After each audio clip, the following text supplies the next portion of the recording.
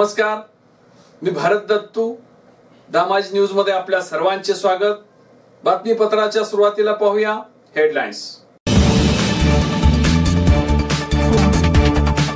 शब्द टोकदार झाला की तो विचारांची चिरफाड करतो. प्राध्यापक लक्ष्मणराव ढोबळे यांचे प्रतिपादन. पारधी समाजाला न्याय द्या, अन्यथा तीव्र आंदोलन छेडणार, जनहितचे प्रभाकर देशमुख यांचा इशारा. पोलीस पाटलाकडून स्वतःच्या पत्नीचा खून, विष पिऊन आत्महत्या करण्यासाठी केले प्रवृत्त. भाडवणीतील साखर कारखान्याच्या दूषित पाण्यामुळे शेतकरी हैराण. सोलापूर जिल्ह्याच्या शाश्वत स्वच्छतेसाठी वारकरी संप्रदायाने प्रबोधन करावे, हबप्पा विठ्ठल पाटील यांचे आवाहन. आणि छत्रपती शिवाजी महाराजांच्या विचारांची गरज, अमोलराजे भोसले यांचे प्रतिपादन. आता पाहूया सविस्तर बातमीपत्र.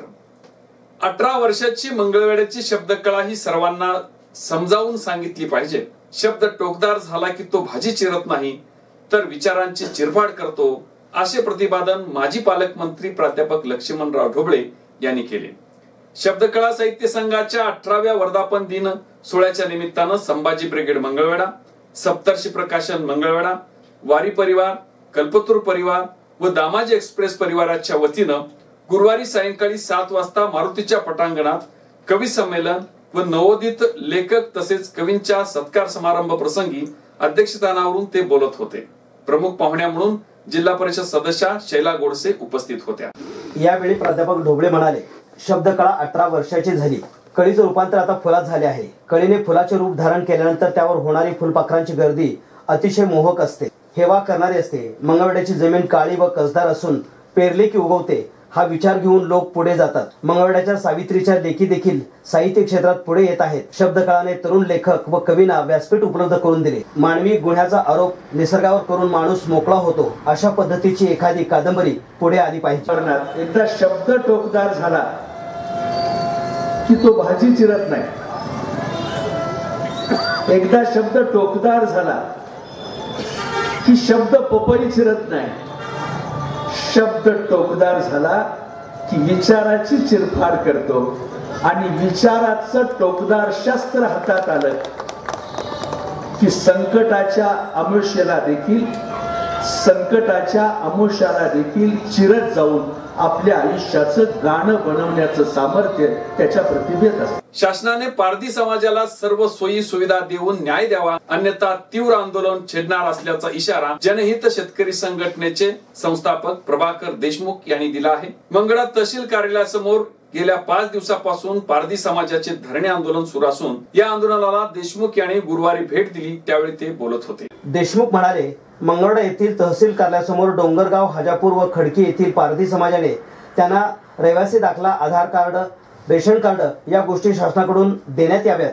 यासाठी 10 जानेवारी पासून पारधी समाजाने 40 ते 50 लोकांसह आंदोलन केले आहे. तसेच लहान मुले, बाळे, जनावरे सोबत घेऊन बेमुदत धरणे आंदोलन सुरू असून 8 दिवस उलटून गेले तरीही अद्याप त्यांच्याकडे मंगळवेढ्याचे बेजबाबदार तहसीलदार आप्पासाहेब समिंदर हे जाणीवपूर्वक दुर्लक्ष करीत असून त्यांच्या अजूनही कोणत्याही प्रकारचे आश्वासन नसल्यामुळे कडाक्याच्या थंडीमध्ये त्यांना रात्र काढावी लागत आहे. त्याचबरोबर संपूर्णपणे सहभाग आंदोलनात असल्यामुळे त्यांच्या गावी घरी असणारी जनावरे अन्न पाण्यापासून तडफडून मरत पावत आहेत, तरीही प्रशासन लक्ष देत नाही. यासाठी महाराष्ट्र राज्य जनहित शेतकरी संघटनेचे संस्थापक अध्यक्ष प्रभाकर देशमुख यांनी आंदोलनस्थळी भेट देऊन त्यांच्या व्यथा जाणून घेतल्या आणि त्यांना न्याय मिळेपर्यंत हा लढा सुरूच ठेवणार असा इशारा दिला आहे. या भारत देशाला लोकशाही मिळून आज 65 ते 70 वर्षे होत आले. या भारत देशात ब्रिटिशांचं राज्य होतं. त्या टायमाला माझा भारतीय अन्न वस्त्र निवाऱ्यापासून वंचित होता, परंतु परत भारताला स्वातंत्र्य मिळालं डॉक्टर बाबासाहेब आंबेडकरांच्या आशीर्वादानं. आजही या पारधी समाजात जन्मले आलेले पारधी समाजाच्या नागरिकांना अद्याप त्यांना राहायला घर नाही, वस्त्र नाही, अन्न नहीं, रहने को घर नहीं, सोने को बिस्तर नहीं, अशी अवस्था या पारधी समाजाची झालेली आहे। आणि अशा अवस्थेत माझा हा कष्टकरी पारधी समाज लहान लहान चिमुकली लेकरं घेऊन या मंगळवेढा तहसील कार्यालयासमोर आज 7 ते 8 दिवस झाले त्यांचं बेमुदत धरणे आंदोलन सुरू आहे। परंतु परवाच या मंगळवेढा तालुक्याचे तहसीलदार समिंदर साहेब, मला एक 4-5 शेतकऱ्यांचा फोन आला मंगळवेढा तालुक्यातल्या, त्याही शेतकऱ्यांना अपमानास्पद वागणूक देऊन त्यांनी अरेरावीची भाषा केली। ह्यांना सुद्धा निवेदन घेऊन गेल्यानंतर ते निवेदन अक्षरशः पारधी समाजाचं फेकून दिलं। अशा या मस्ती आलेल्या तहसीलदार समिंदरला जनहित शेतकरी संघटना वटणीवर आणल्याशिवाय गप्प बसणार नाही। मंगळवेढा तालुक्यातल्या तमाम जनतेला अपमानास्पद वागणूक हा तहसीलदार देतोय। मी राज्याचे महसूल मंत्री चंद्रकांत दादा पाटलांना मी आव्हान करतोय, विभागीय आयुक्तांना आव्हान करतोय, सोलापूर जिल्ह्याचे कर्तव्यदक्ष राजेंद्रजी भोसले साहेबांना आव्हान करतोय की त्वरित ह्या मस्ती आलेल्या तहसीलदारांना ज्या लोकशाहीचा अधिकार पायाखाली तोडवण्याचा प्रयत्न केलाय आणि ह्या तहसील कार्यालयासमोर बसलेल्या पारधी समाजाला 2 मिनिटसुद्धा भेटून वेळ दिला नाही, अशा मस्ती आलेल्या तहसीलदारला त्वरित इथून त्याची उचलबांगडी व्हावी।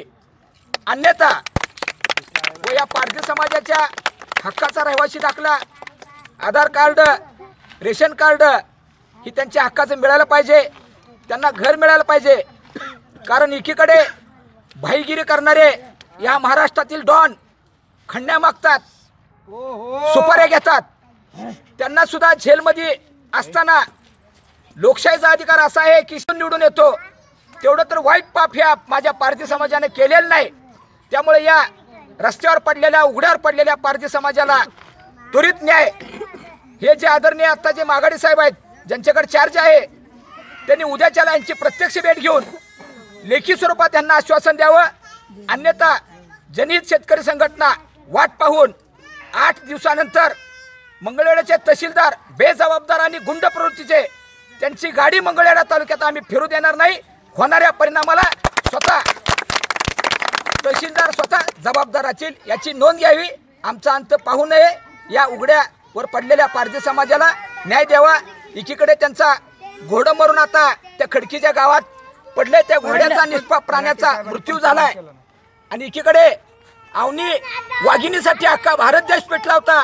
केंद्र सरकारनं कोट्यवधी रुपये खर्च केला त्याच्या चौकशीसाठी, त्याचा मारेकरी कोण आहे बघण्यासाठी। त्याच वाघिणीचा प्राण आहे, जीव आहे, ती प्राणी आहे आणि ही पण घोडं या पारधी समाजाचं प्राणी आहे, निष्पाप जीव आहे। ते घोडा मयत झाला, यांचं लक्ष नसल्यामुळे इथल्या आंदोलनामुळे त्याला जबाबदार हा बेजबाबदार तहसीलदार समिंदर आहे। त्यांच्यावरची त्वरित त्या प्राणीच्या जे काही कायद्याचे नियम आहेत त्याप्रमाणे गुन्हा दाखल व्हावा, ही जनहित शेतकरी संघटनेची आग्रही मागणी आहे। पंढरपूर तालुक्यातील कोर्टी येथील प्रियंका अनिल दगडे यांचे 15 जानेवारी रोजी विष प्रयोगाने निधन झाले असून तिला तिच्या सासरकडील मंडळींनी विष पिण्यास प्रवृत्त केल्याचा आरोप प्रियंका दगडे हिच्या माहेरील मंडळींनी केल्याने खळबळ उडाली आहे। 15 जानेवारी रोजी कोर्टी येथील पोलीस पाटील अनिल दगडे यांच्या पत्नी प्रियंका हिने विष प्राशन केले होते। उपचारासाठी तिला रुग्णालयात दाखल करण्यात आले होते, परंतु उपचारादरम्यान तिचा मृत्यू झाला।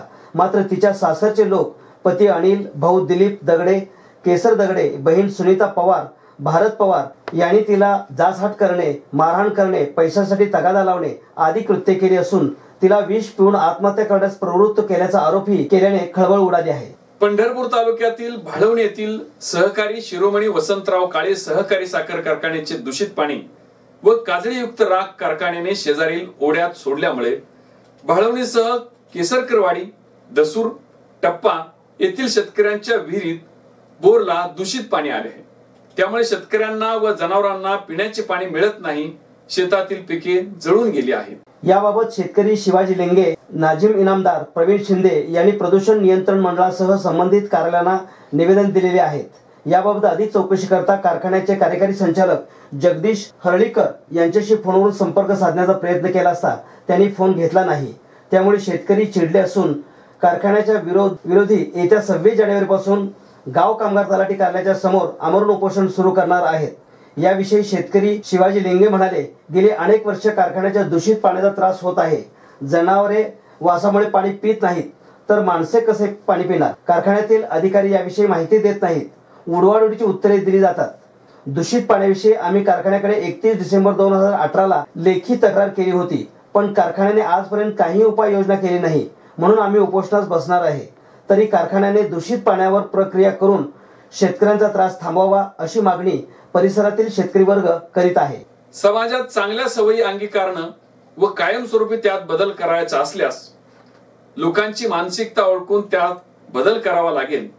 आगामी काळात शाश्वत स्वच्छतेच्या उपक्रमात वारकरी संप्रदायाने प्रबोधनाच्या माध्यमातून कायमस्वरूपी बदल करण्यासाठी पुढाकार घ्यावा असे आवाहन वारकरी साहित्य परिषदेचे राज्याचे अध्यक्ष विठ्ठल पाटील यांनी केले.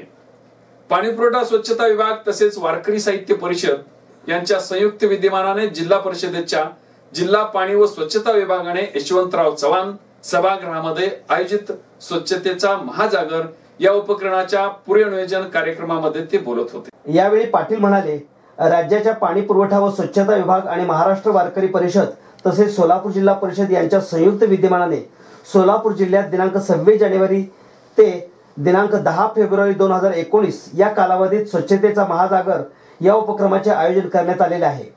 जिल्ह्यातील सर्व गावांमध्ये कीर्तनकार व प्रवचनकार प्रबोधनाचे काम करणार आहेत. जिल्ह्यात संत गाडगेबाबा ग्राम स्वच्छता अभियान, शाश्वत स्वच्छता, स्वच्छ सुंदर शौचालय, घनकचरा सांडपाणी व्यवस्थापन व प्लॅस्टिक बंदी आदी बाबीवर प्रवचन व कीर्तनाच्या माध्यमातून ग्रामस्थांमध्ये जनजागृती केली जाणार आहे. आजच्या तरुण पिढी पुढे जिजाऊंच्या आणि छत्रपती शिवाजी महाराजांच्या विचारांची गरज आहे. त्यांनी दिलेले उपदेश व महिला यांचा आदर तरुण पिढीने आत्मसात करावे असे प्रतिपादन श्री स्वामी समर्थ अन्नछत्र मंडळाचे प्रमुख कार्यकारी विश्वस्त अमोलराजे भोसले यांनी केले. अमोलराजे भोसले पुढे बोलताना म्हणाले की जिजाऊंनी शिवबा घडविला, असा शिवबांची गरज या देशाला असून तरुण पिढीने शिवरायांच्या धर्मवीर संभाजीराजांच्या यांचा इतिहास आत्मसात करावे असे आवाहन करून श्री स्वामी समर्थ अन्नछत्र मंडळाच्या वाटचालीबाबतची माहिती भोसले यांनी यावेळी दिली. पुन्हा एक नजर हेडलाईन्स वरती.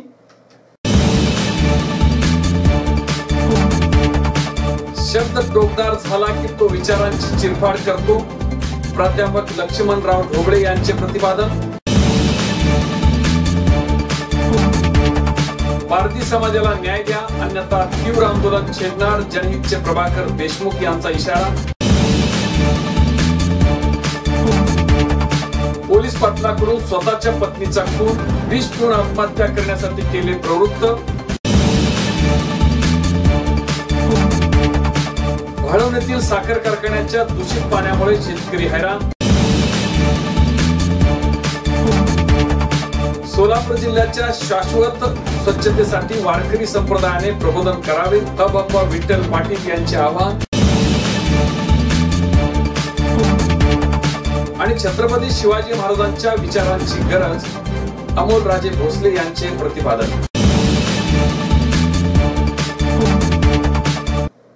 हे होतं आजचं बातमीपत्र. पुन्हा भेटूया एका नवीन बातमीपत्रासोबत. नमस्कार.